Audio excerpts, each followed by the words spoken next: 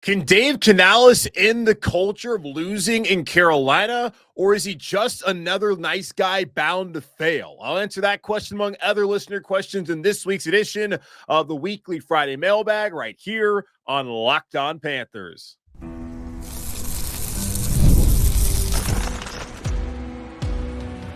You are Locked On Panthers, your daily Carolina Panthers podcast.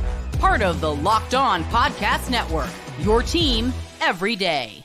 Welcome into another edition of the Locked On Panthers podcast, a part of the Locked On Podcast Network. I'm your host, as always, Julian Council, talking Carolina Panthers with you right now every Monday, Wednesday, and Friday as we are going through our off-season mode, but still, your team every day is our motto here on the Locked On Podcast Network. Subscribe or follow the show for free on YouTube or wherever you listen to your favorite podcasts, and be sure to follow me, Julian Council, on Twitter at Julian Council, where on Fridays like today throughout the offseason, I'm right here on the show answering your weekly Friday mailbag questions, either at me or DM me on Twitter at Julian Council to get your weekly Friday mailbag questions in for next week's edition of Locked On Panthers. So let's go ahead and get to the weekly Friday mailbag today. And boy, this first question is a doozy coming from Liam all the way over across the pond in England. He did not hold back about his thoughts about the franchise, what's gone through recently, and where he may think it's headed with Dave Canales. He says, one thing that has stood out to me about the Panthers since we transformed into one of the bottom feeders in the league is that we are too damn nice. More specifically, the coaching staff are too nice, which in turn definitely feeds into the players' mentality. Not a good trait on the football field. He points out Matt Rhule. He calls him a name that I'm not going to say up here on the show, but says ostensibly a nice, placid guy on the surface. Loser. Frank Reich literally has a degree in divinity and is a pastor. Nice guy. Loser. Steve Wilkes. He says not a nice guy. Tough, demanding, doesn't stand for anyone's crap, including Tepper.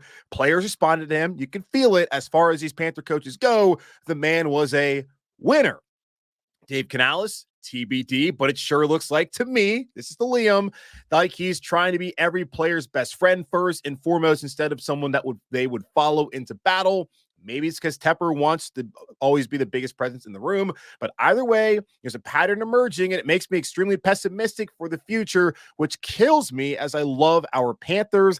Nice guys finished last. See last season standings for reference. What are your thoughts? And can you remember many Super Bowl winners being this kind of culture historically? Sorry if that comes across full on. I shoot from the hip, and a lot of the questions you seem to get are samey and all based around hypotheticals or player evaluations. But I prefer we say it how it is and dive into the mess we are in.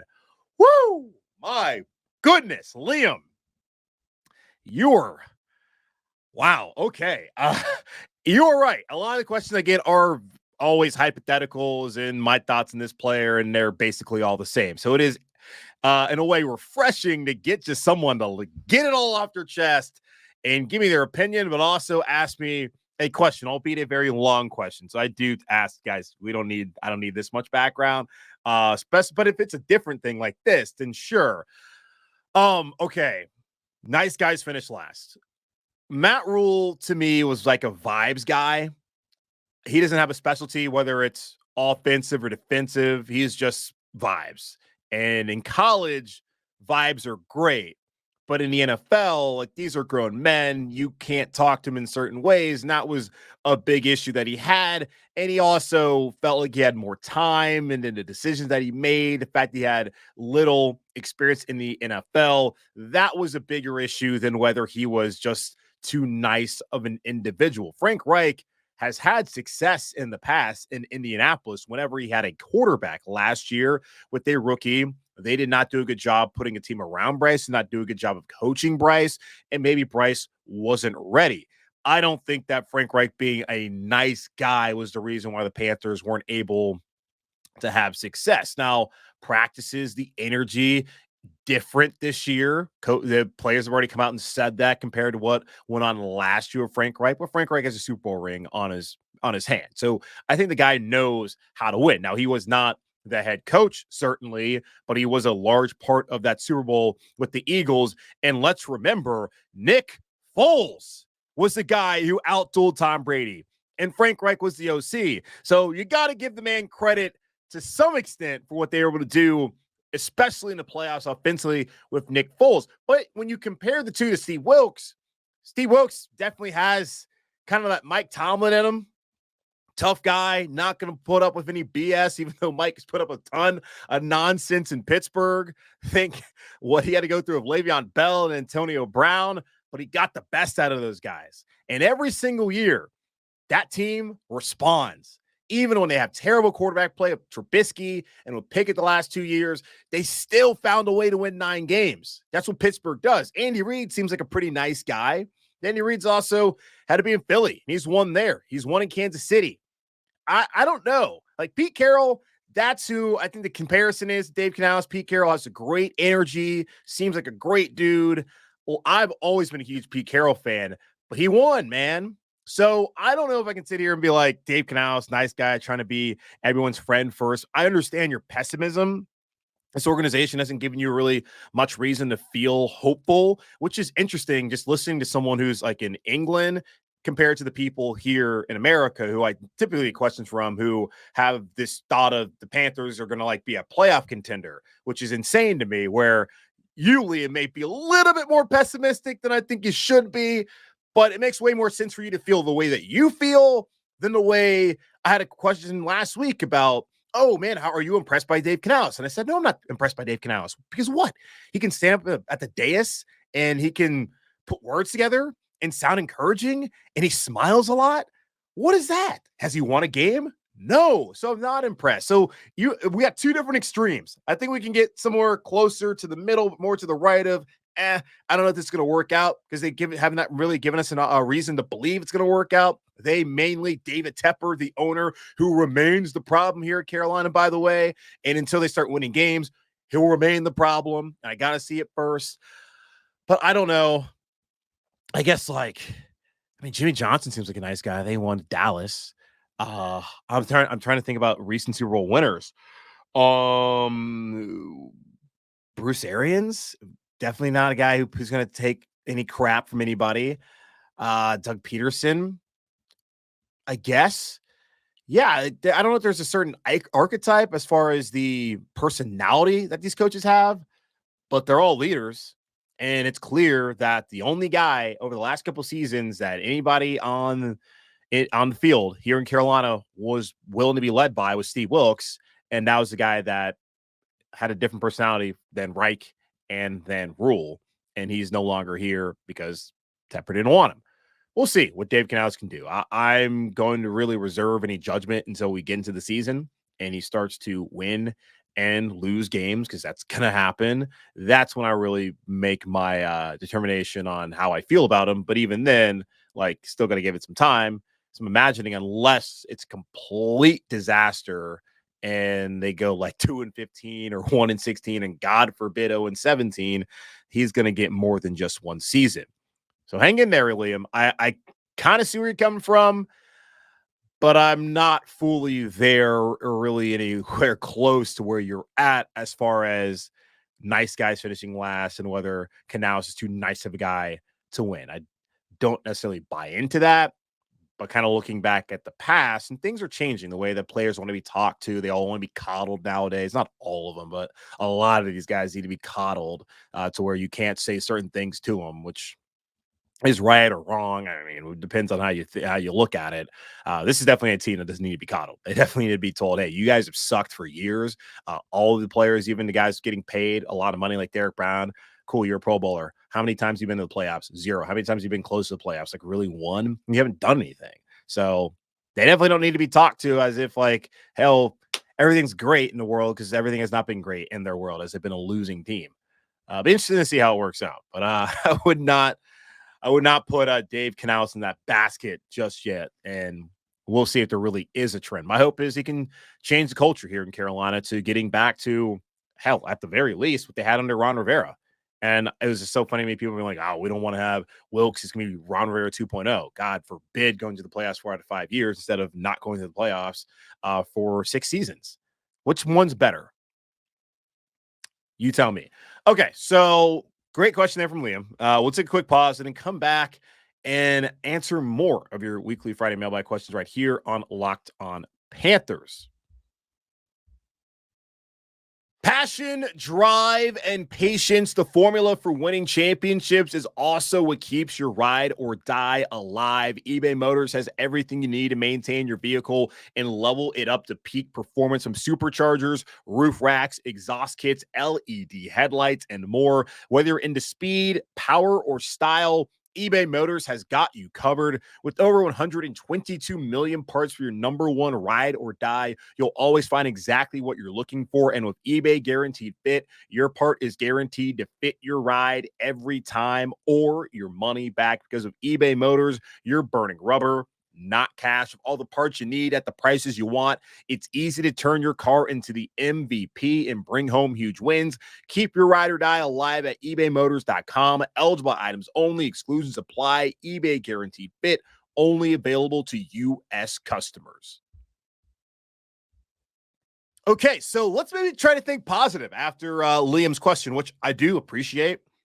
There's different opinions from every Panther fan. Not every fan thinks that everything's going to work out. There's not every fan thinks everything's not going to work out. It's just interesting to hear his perspective and have someone go really in depth, because I did not think about the Panthers coach has been too nice over the past. That's why they have not won. I think the lack of talent and also the coaches being the wrong guys, and of course the owner, are the reasons why they have not been good. But interesting to hear that from Liam, get a different perspective, because a lot of it, I mean, God bless y'all. Oh man, I go to my barber, and it's like every time I walk in there, he's out here talking about like 9-10 wins. I'm like, what are you doing, dude? What are you doing? And he's like, you come in here, man. I feel like I feel emboldened to do that. It's like, don't do that. Why is it that like I walk in here and that you feel then like it's time to start mouthing off to the rest of the shop about this team? It's like, come on, bro. Like, you can't stop doing that. And it's just like, he's not the only one. He's not the only one. It's fine to feel hopeful. The NFL does that. We heard Andy Dalton the other day at his OTA press conference talking about everybody in the league feels good. Things are going to win Super Bowl and all that. That's just not reality, because only one team obviously going to win the Super Bowl. And also looking at this team, while I think they have made some really positive additions this offseason, they're still coming off a 2-15 season. They still lost some players who are pretty damn good that could have helped them this year. We got to just be patient and think positive, obviously, but let's not get carried away. I love Passion Pit too, but let's not do that. Okay. Will, God, this was an interesting week, because I had Liam send me in that long ass Steinbeck. Well, I guess maybe I should think of a British Arthur. Was it Charles Dickens? He sent me a Dickens long novel of a question. Will was on a walk listening to the podcast. God bless him. And then he sent me like a 2-minute voice message. And I appreciate it. Don't all do this, please. Just go ahead and write it. Be brief. But Will, he basically asked me in his message, can I compare how I felt at the time about the 2023 draft class to how I feel about the 2024 draft class here in Carolina? So going back to 2023, Bryce Young, as y'all will recall, I was totally fine with Bryce Young as a Panthers quarterback. I said that of the guys I had watched in college, in that draft, he was the best. He was the most consistent. He was the best of them. We also had the conversation, remember the Buckeyes Locked On hosts, about CJ Stroud, what we saw in that playoff game against Georgia.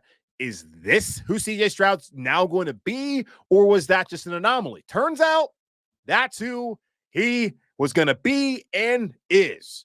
Okay, that would have changed my perspective. But at the time, Bryce Young, that's the guy who I felt like was the best. And when listening to Frank Reich and them talk about he's been the best in college and high school on the best teams, I wholeheartedly agreed with it.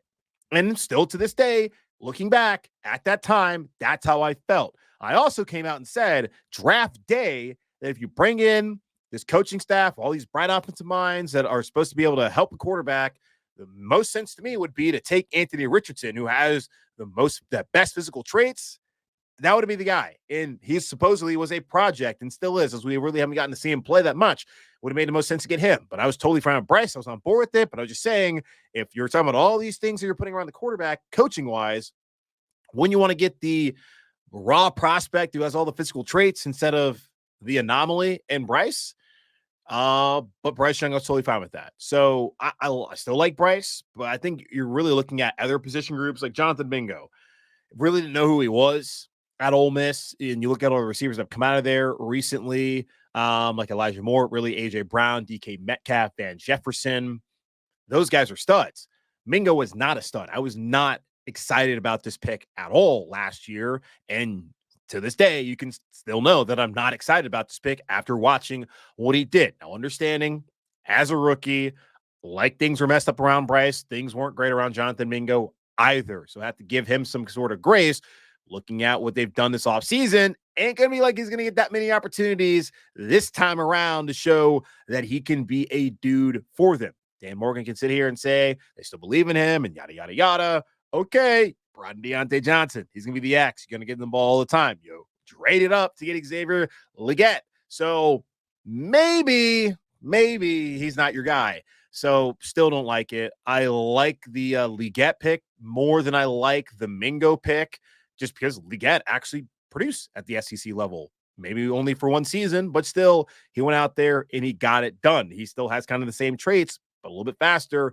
I'm more of a fan of him. I'm not really the biggest fan of either one of those guys when you look at the receiver prospects that were available, but I like Legette more than I like Mingo. Okay, so DJ Johnson, hated it then, hate it now. That hasn't changed. Zavala, I felt like for him, and the Panthers didn't take another offensive lineman this class. I felt like he could be the guard of the future potentially. That future is not going to come. Jamie Robinson, they did not take another safety this class. I guess I look at him, and I like the Robinson pick. He's not really out there. So there's really not too many to compare other than really the receiver. Like I like Legette more than I like Mingo, but I still have my questions about both, if that makes sense. Barrett, Crumedy, there's not a comparison to last year when you look at this year, because it's not like they took quarterback this year and last year, not like they took a running back this year and last year. So it's hard to necessarily compare. But if you look at overall, I like the Bryce pick.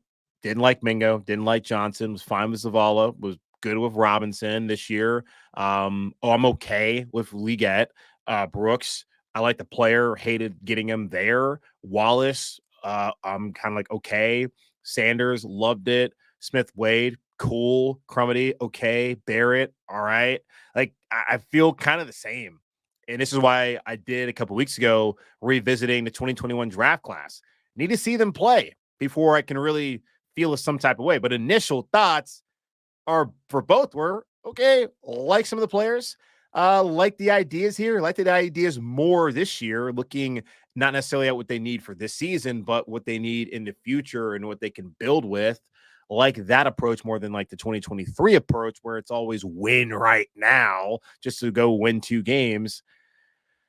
Yeah, so I don't know. It's I feel better about the 2024 class, but also the same because I just don't really believe in like the draft hype until you see these guys play.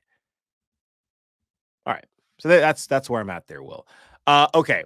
Come back here on some more questions, and then we'll go home and enjoy the rest of the weekend. So that coming up here on Locked On Panthers.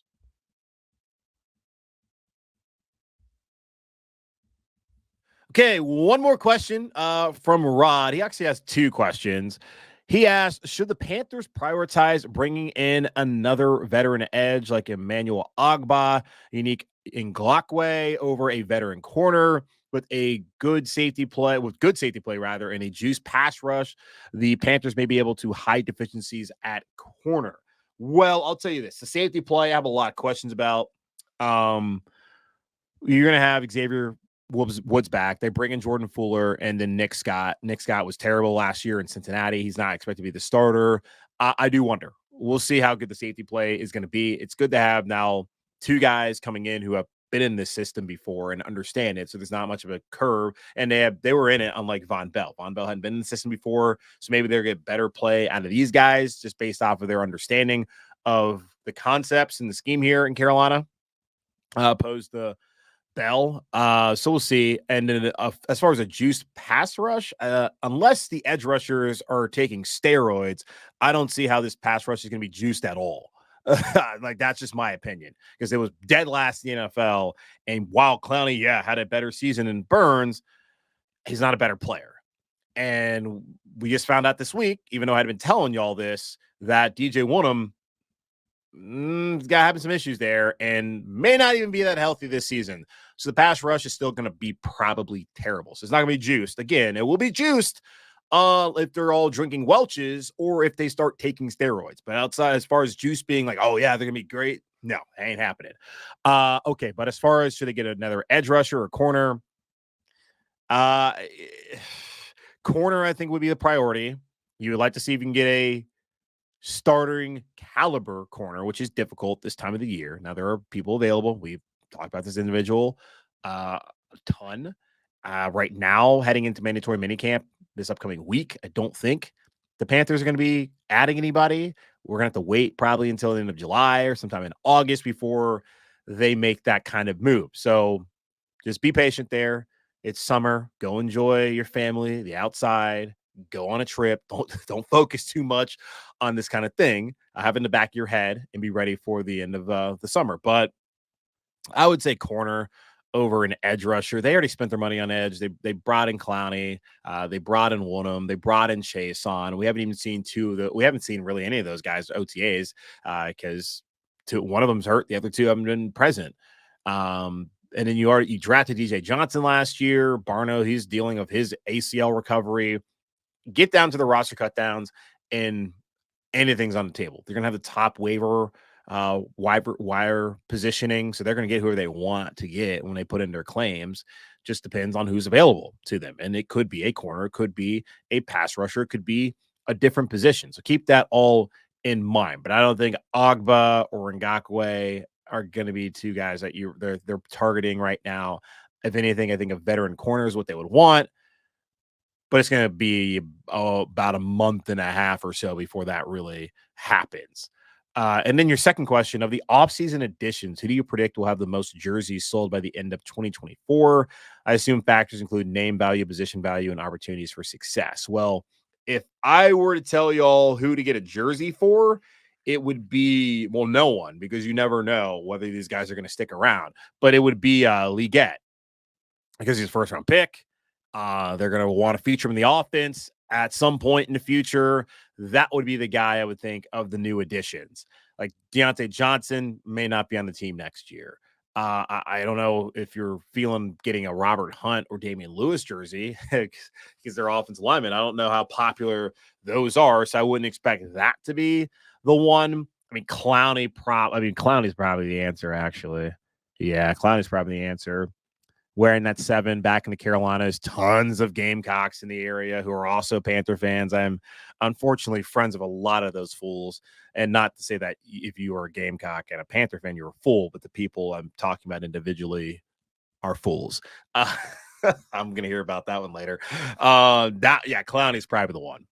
It's going to be a Gamecock, either Clowney or Leggett, but probably Clowney. Yeah, Clowney.